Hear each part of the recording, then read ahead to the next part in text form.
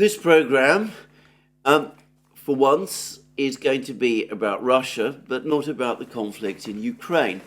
Now, I say that because there has been quite a lot of information coming out of the battlefronts in Ukraine. There was a huge missile and drone attack by Russia over the course of last night.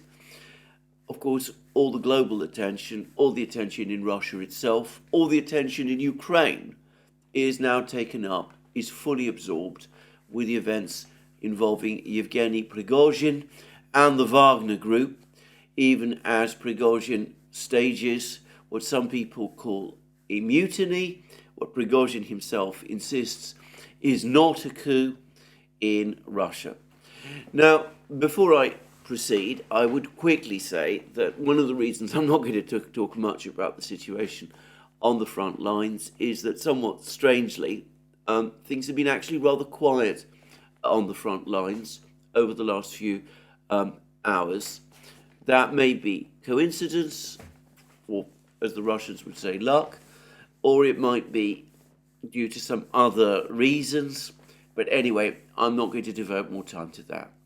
So let's deal with Mr. Prigozhin and what he is doing at the moment.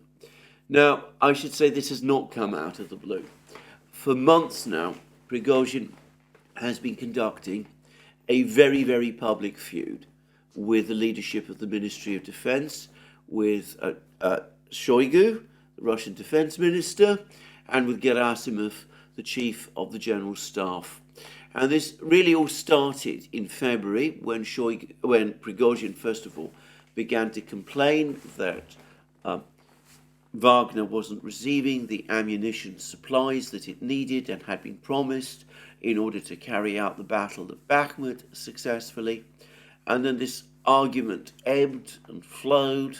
Sometimes it appeared to go into remission, sometimes it escalated, but the general pattern was for this feud to get worse, for ever more critical and indeed sometimes poisonous things to be said on Prigozhin's part, and eventually the situation, as we have seen, has exploded into the events of the last few hours. And over the last few hours, Prigozhin has made some statements which will be seen in Russia, to put it mildly, as deeply controversial. In fact, not just as controversial, but as having put him entirely on the Western side in terms of the conflict in Ukraine. He made statements to the effect that there was no Ukrainian plan to attack Donbass in February 2022, contrary to what Putin was saying. He also said that the conflict in Ukraine never really existed, that the movement in Donbass for independence wasn't a real one, or words to that effect. He made it appear as if the whole affair had been orchestrated by the Russian Ministry of Defense and various oligarchs in Russia in order basically to plunder the Donbass, and also in terms of the conflict that was triggered, that began in February 2022. He said that all of this happened because Shoigu and the military leadership fooled Putin into thinking that an attack on Donbass was happening, and that, in fact, really the whole conflict was staged by Shoigu, who wanted to become marshal, wanted to be promoted to the rank of marshal. And he also said that it would have been perfectly possible to negotiate with Zelensky, to agree some kind of compromise with Zelensky, and that is what Russia would have done. Now, as is always the way with Prigozhin, he mixes up points which some people might agree with, not everybody, most people, at least in the political system in Russia, probably wouldn't agree with, most commentators wouldn't agree with, but which some people might agree with. But he also makes claims which are demonstrably and obviously false. The idea of Putin, of all people, being led into a war, manipulated into a war by the leadership of the Ministry of Defense is absurd. And I should say that many other things that Prigozhin has also said over the last couple of hours have also been absurd. Simplicius, the thinker, who is more careful in tracking Prigozhin's comments than I am, has pointed out that he's made claims, for example, about the progress of Ukraine's ongoing counteroffensive that are clearly untrue. I mean, he gives the impression, Prigozhin has given the impression, for example, that the critically important town of Tokmak, which is well to the south of where the ongoing fighting has been taking place, and which is heavily defended by elaborate Russian fortified lines, which the Ukrainians up to now have not been able to reach. Anyway, he gives the impression that Tokmak is on the brink of being captured by Ukraine. So he's been saying lots of things. Some of them people might agree with, some of them they might strongly disagree with. But, as is always the way with Prigozhin, in a way that, frankly, comes across as wild and incoherent, these comments are submerged in a torrent of abuse and falsehoods. And following, or rather in conjunction with all these comments, Prigozhin then published a video which he said showed the results of a missile strike on Wagner forces by the Russian Ministry of Defense. Now, I'm not an expert on videos. I don't actually see anything in this video that would lead me to think that this was the results of some kind of a missile strike. But my opinion, perhaps, is not important in these sort of matters. Others, notably the Rebar Collective, apparently, have looked at this video and have concluded that this video doesn't show anything of the sort and is in effect a fake. And someone else who says the same thing is Igor Girkin, better known in Russia as Strelkov, the man who led the Russian fighters during the fighting in Donbass in the first half of 2014, and who continues to be a hero for many people in Russia, but who is also a relentless critic of the Russian Defense Ministry and of its leadership, and to some extent, by the way, of President Putin and of his government. Girkin, by the way, has clearly said that he strongly opposes Prigozhin's actions. He's actually, in effect, called Prigozhin a traitor. Now, we'll come to that. Treason is a very strong word, but as I said, we'll come to that shortly. In the meantime, Prigozhin announced that he was going to take measures into his own hands. He was going to clear the mess, as he put it, in the Defense Ministry. Last night, he made a statement that his troops had crossed the state border. Another statement which many people in Russia would take strong issue with, because, of course, what he was referring to as the state border is the border between Donetsk region and Russia, Rostov region. And, of course, Russia doesn't consider that any longer to be a state border because, as of the decisions that were taken last autumn, as far as the Russians are concerned, Donbass, the Donetsk region, is now an integral part of the Russian Federation.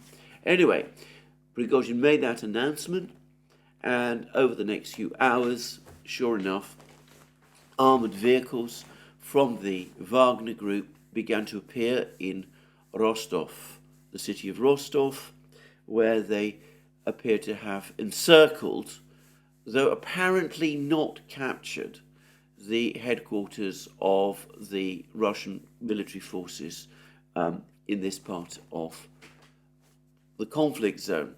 Now, to my knowledge, by the way, the headquarters of the overall Russian military grouping which has been conducting this war, is located in Rostov, and it could be that this is the building that, as I said, Wagner forces have tried to encircle.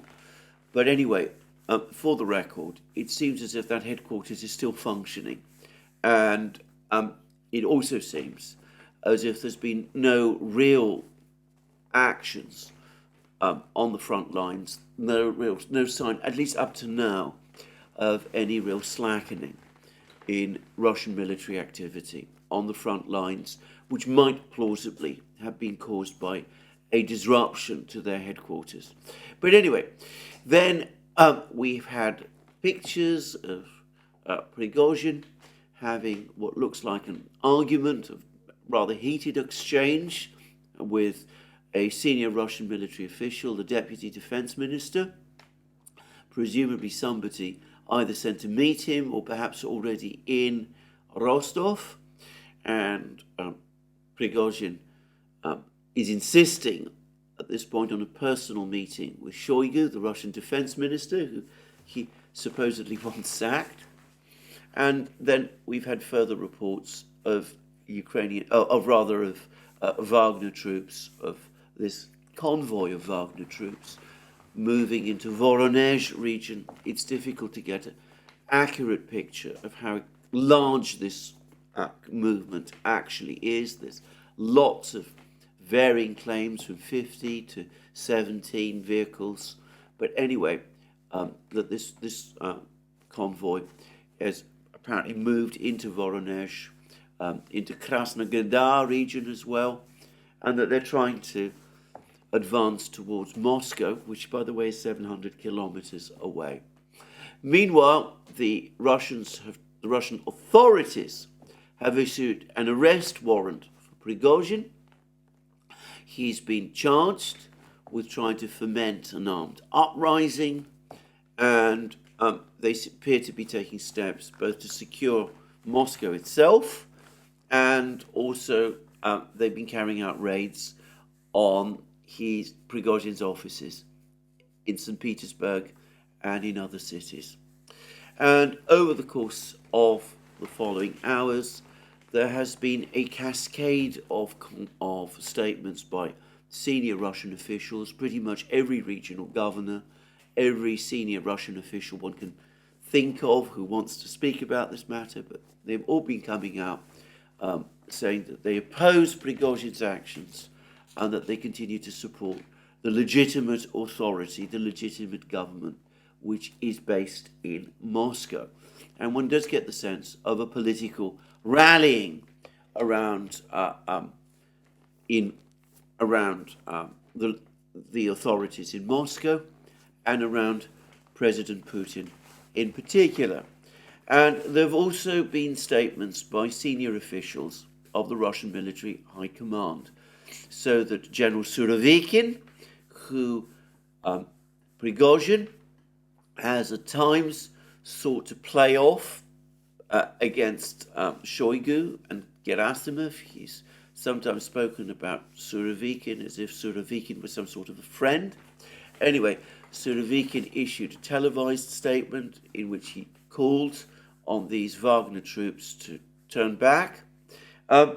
Incidentally, and in passing, Surovikin also said that he'd returned, not exactly where to, but that he'd returned to deal with the situation from the front lines, which reinforces my long-held belief that despite the reshuffle that took place some months ago, when General Gerasimov, the chief of the General Staff, was appointed overall commander, Surovikin remains the person in actual charge of the fighting of the Russian troops in Donbass, in the conflict area. But I don't want to spend too much time talking about that. But anyway, so far, and I had to say this, it's looking increasingly as if Prigozhin is increasingly isolated. He's got some support, clearly, from the Wagner group. He's undoubtedly forged very strong links with the fighters. As I said, he's constant visits to the fighters on the front lines will have bound them in a created a deep sense of loyalty between them and him. So some of them are prepared to follow him in this escapade, but wider Russian society is not. The military continues to accept the leadership of President Putin and of the structures of the Russian Defense Ministry. The government, the civil bureaucracy, the governors, all those people, they also continue to function and take their instructions from Moscow, from Putin. And importantly, through his actions and through his statements, Prigozhin has now lost the support of many of the people who had up to now been sympathetic to him because of their feelings that he was in fact hard done by the Ministry of Defense, and their feeling that their own feelings that Shoigu and Gerasimov were not up to the job and should have been replaced by other people. But if one looks, as I said, at people like Girkin, if one looks at people like Kadyrov, who's now issued a very strong statement critical of Prigozhin, if one looks at the Rybar Collective, which has made criticisms of the Russian Ministry of Defense as well, well, I think without exception, that entire community of war correspondents, bloggers, all of those people have closed ranks with the Russian authorities and are opposing Prigozhin. So he's left by himself. He's still trying to apparently advance his troops towards Moscow. He's still issuing defiant statements. But given his isolation within wider Russian society, given the fact that there's some indications now that civilians in Rostov are starting to come out and criticize and abuse some of the Wagner troops who are stationed there, I think it is only a matter of time before this thing fizzles out. And one of the factors that will undoubtedly facilitate that is a statement that has been made by President Putin and which has now appeared on President Putin's website. And it's fairly short, but I will read it out in full, and we see that it shows Putin in a completely uncompromising mood. And Putin said the following: I am addressing citizens of Russia, the personnel of the armed forces, law enforcement agencies and security services, and the soldiers and commanders who are now fighting in their combat positions, repulsing enemy attacks and doing it heroically. I know this as I spoke once again with the commanders of all sections of the front line last night. So Putin telephoned all the commanders. He wanted undoubtedly to make sure that this mutiny was not supported by any of the commanders, and it clearly isn't, and they all reassured him that the situation on the front lines continues to be under control. And then he goes on to say, I'm also addressing those who were dragged into this criminal adventure, notice the word criminal, through deceit or threats and pushed onto the path of a grave crime, an armed mutiny. Today, Russia is waging a tough struggle for its future, repelling the aggression of, and he now refers to people who are followers of the extremist ideology that existed in Germany in the 1930s and 40s. Apologies for the euphemisms, but I've noticed that YouTube has been taking an even greater interest in my programs than it usually does, so I'm going to be very careful, as always, in my choice of words. Anyway, repelling the aggression of such people and their patrons.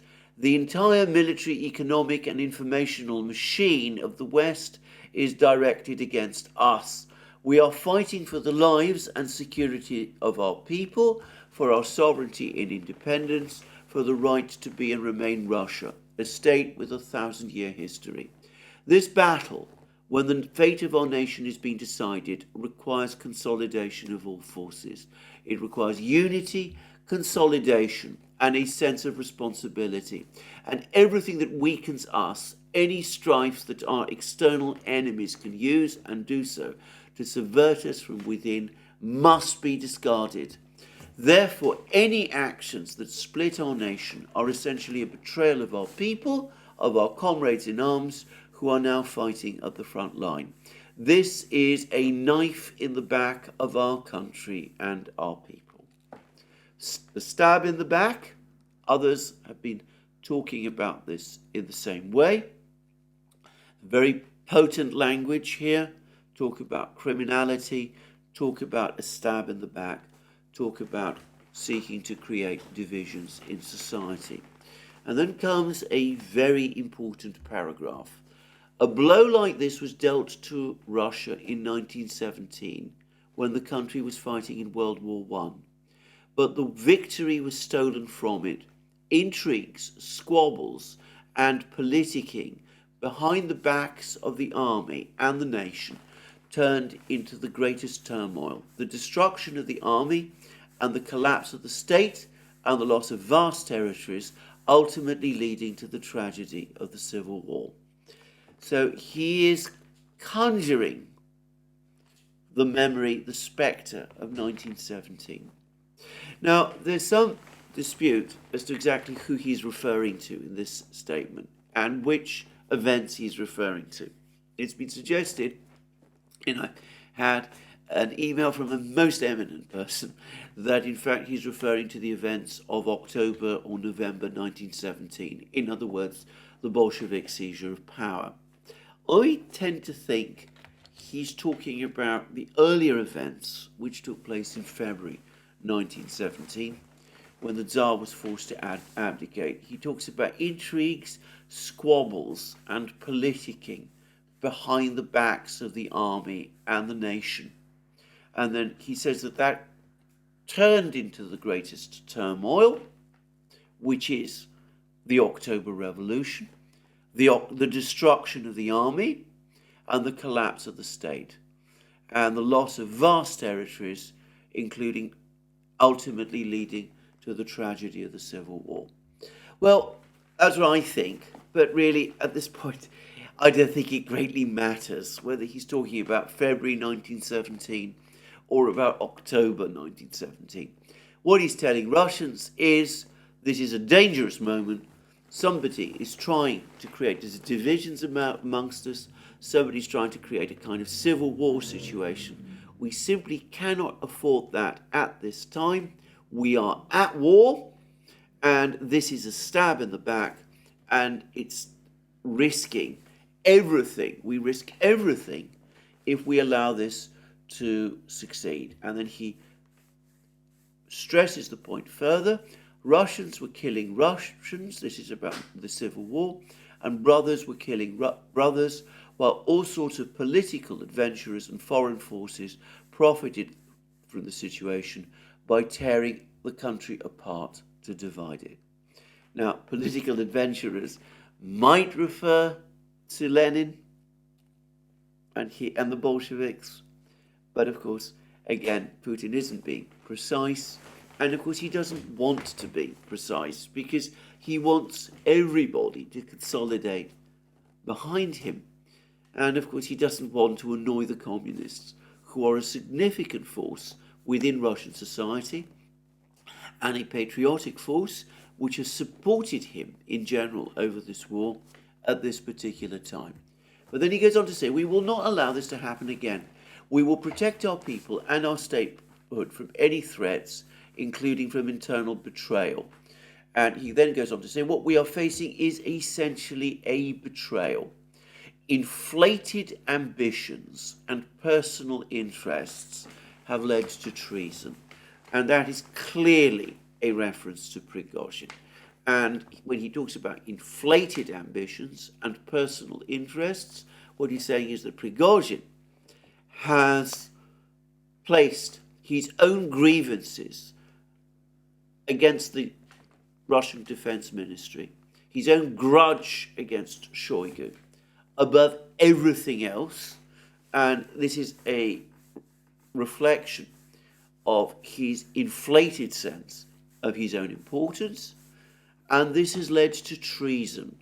Treason, an extremely strong word, as I said before, treason against our country, our people, and the common cause which Wagner Group soldiers and commanders were fighting and dying for, shoulder to shoulder, together with our other units and troops. Now, notice again the word treason. Prigozhin, for the moment, isn't being investigated for treason. He's being investigated for planning an armed uprising.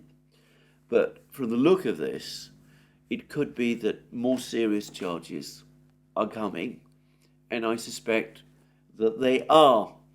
Anyway, he then goes on to say, this is now addressing directly Wagner troops, the heroes who liberated Soledar and Artyomivsk, towns and villages in Donbass, fought and gave their lives for Novorossiya and the unity of the Russian world.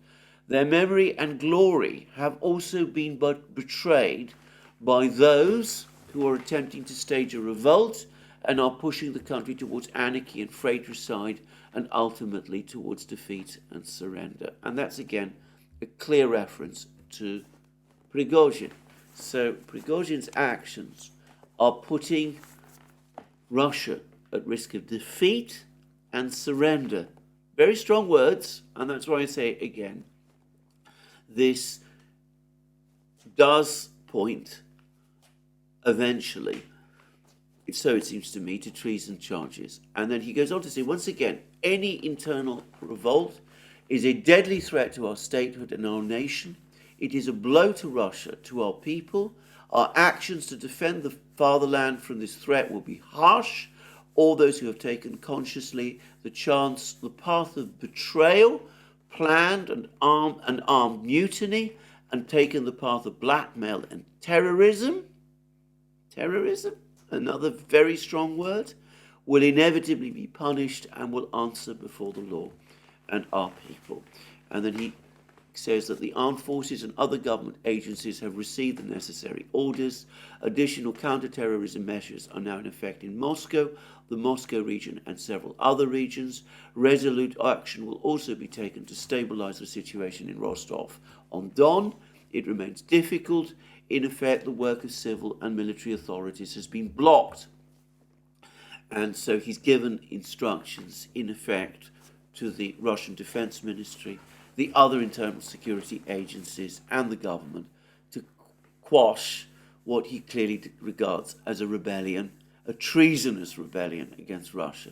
And he goes on to say, as the President of Russia and Supreme Commander-in-Chief, and as a citizen of Russia, I will take every effort to defend the country and protect the constitutional order, as well as the lives, security and freedom of our citizens.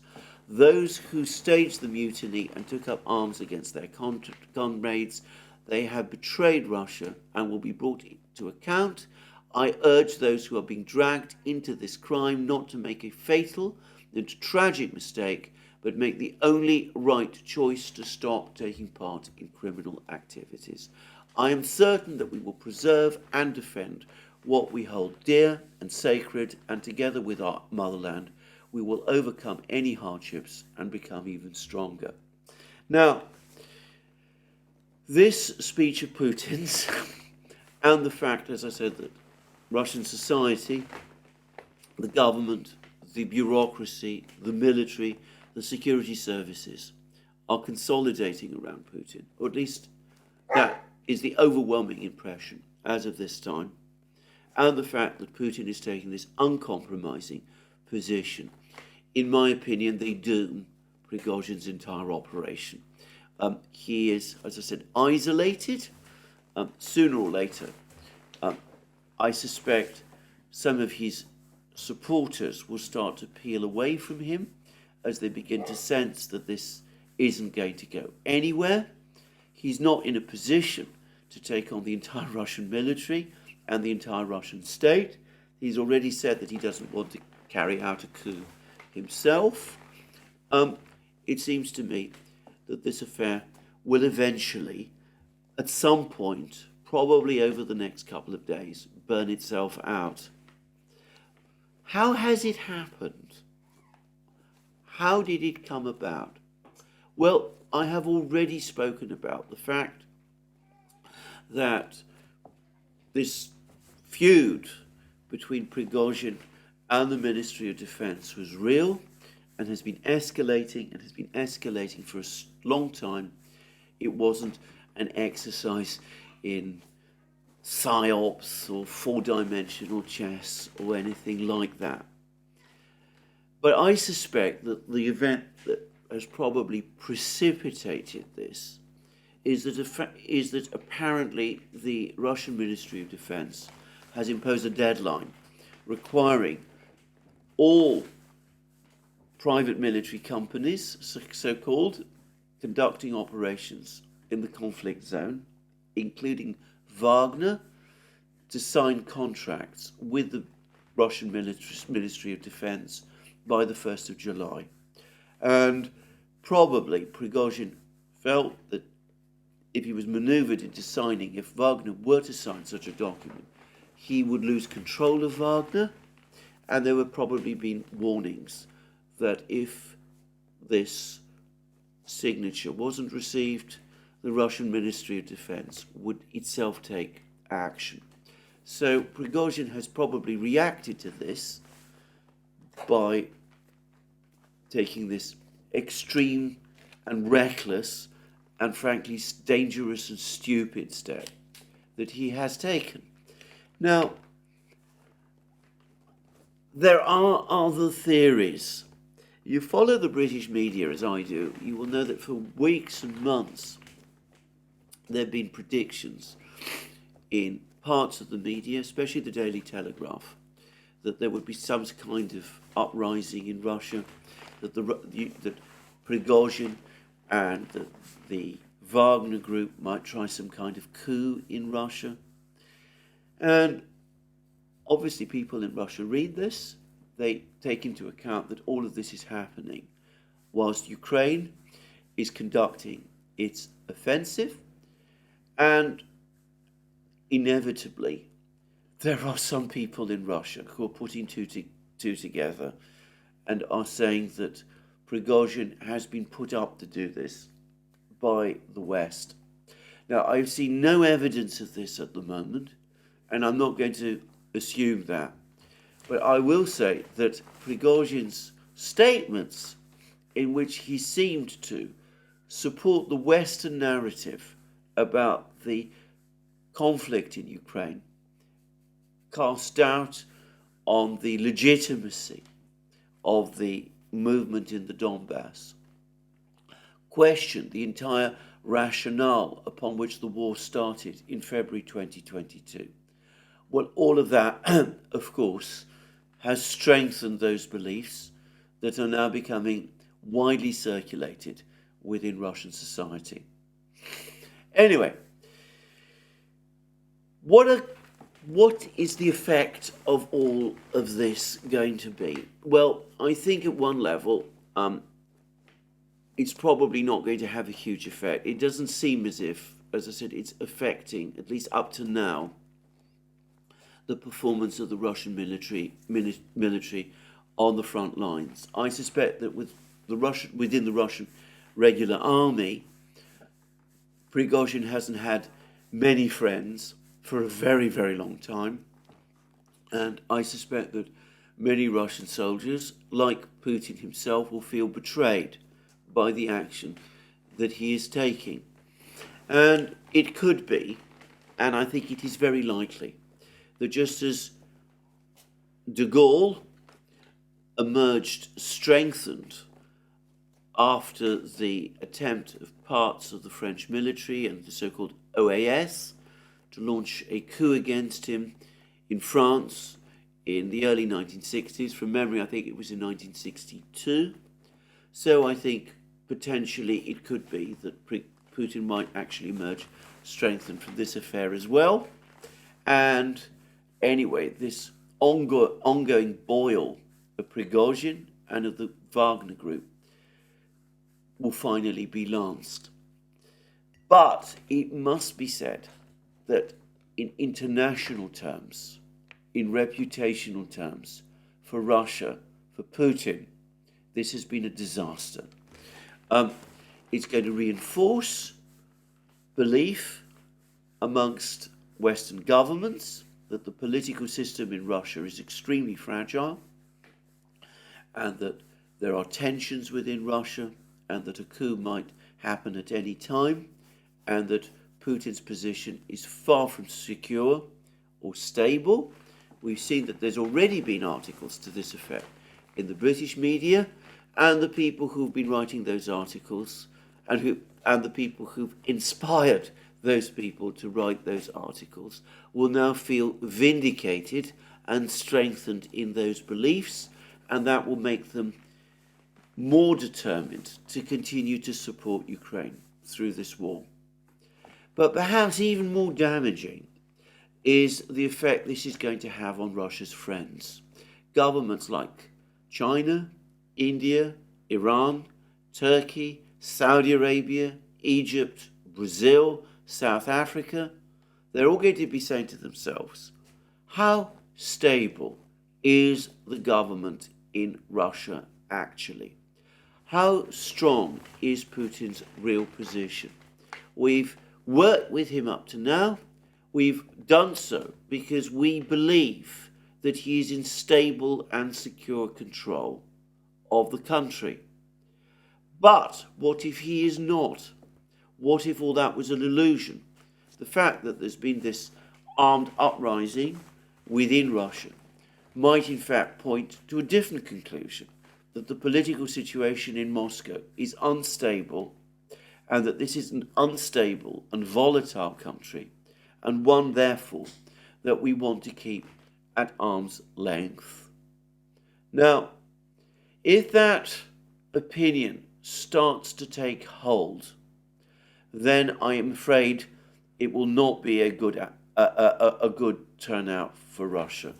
And I predict that over the next few days and hours, on top of everything else, Putin and his foreign ministry officials, his diplomats, Lavrov, all of the others, will be beating the phones, talking to various leaders around the world, Xi Jinping, Modi, Erdogan, Raisi in Iran, MBS in Saudi Arabia, Lula in Brazil, reassuring them that they do in fact have the situation in Russia under control. Now, in order to make that stick, they do need to bring the situation in Russia visibly under control. Now, up to this point, they've been very keen to try to avoid, I think, any actual resort to violence. But if this continues, if this is prolonged, they may have no choice but to take firm action to bring it under control, and that could involve military action against the Wagner forces that are supporting Prigozhin in this affair. So this is a complicated, difficult, extremely messy situation. And I'm going to say again that it has arisen not because Wagner is a force on its own, but because, in my opinion, the Russian authorities ultimately cut Prigozhin far too much slack. They allowed him to criticize and complain about them, to make incredibly offensive comments about the leadership of the Russian Ministry of Defense, to say things that were increasingly untrue about the state of the Russian army. By the way, I suspect that another thing that has needled Prigozhin into this action is precisely that he feels probably alarmed by the fact that the Russian army on the battlefronts is performing far better than he'd led people to believe, and he might have felt that his moment, therefore, is passing if there is a Russian military victory, which people like Shoigu and Gerasimov end up taking credit for. But anyway, with all of that, as I said, it has been a disastrous affair. And as I said, Putin will have to bring it finally to a complete and public end. I hope and expect and imagine that the Russian authorities will have learnt their lesson and that they will run a much tighter ship in terms of the overall conduct of the war in future, and that the kind of gross insubordination that Prigozhin has engaged in will not be tolerated. Now, I will say that whilst the Russians are dealing with this crisis in Russia with Prigozhin, there's been some rather tantalizing hints that not all is entirely well in terms of the Ukraine command. I'm not going to return to the topic of what has happened to General Zaluzhny and Budanov. As I said, Budanov is clearly well. He's given a video recently. Zaluzhny clearly is not dead, as contrary to what some people still insist on saying. He also appeared in a video. But it's certainly the case that in Zaluzhny's case, he's not actually been very visible publicly. And I noticed that The Guardian yesterday published a lengthy interview with General Syrskyi, the commander of Ukraine's ground forces. And I have to say, I came away very strongly with the impression that it is General Syrskyi who is now in actual command of the Ukrainian armed forces, and that Zaluzhny has in some manner been shunted aside. Now, saying all of that, I don't want to make comparisons between the situation that we see developing in Russia with Prigozhin and what's happened to Zaluzhny and Syrskyi. It's clear that in Kiev, Zelensky is in control. At this moment, one can't say the same about Putin in Moscow. But anyway, I just thought I would throw that in because I did think it was tantalizing. Anyway, in the meantime, I will obviously keep track of events. We'll see, as I said, what the international reaction is to what is going on. We will see how long this drags out and how much more damage is done. And obviously, I will be doing that. I'll be covering it fully in my next program. And until then, all that remains is for me to wish you a good day and to remind you again that you can find all our programs on our various platforms: Locals, Rumble, BitChute, ODYSEE, Rockfin and Telegram. My colleague and friend Alex Christoforou, by the way, has been active. He's also published some videos about this affair on our Locals channel, which are unique to that channel. And you can also support our work via Patreon and Subscribestar, links under this video. And you can also check out our shop, look at the great things that we have there, our magic mugs, our hats, our hoodies, our t-shirts, all those great things. And last but not least, all that remains is for me again to remind you that if you like this video, you can click the like button and you can check your subscription to this channel. Thank you again for joining me. More from me soon. We'll see what happens to Prigozhin and how this thing evolves.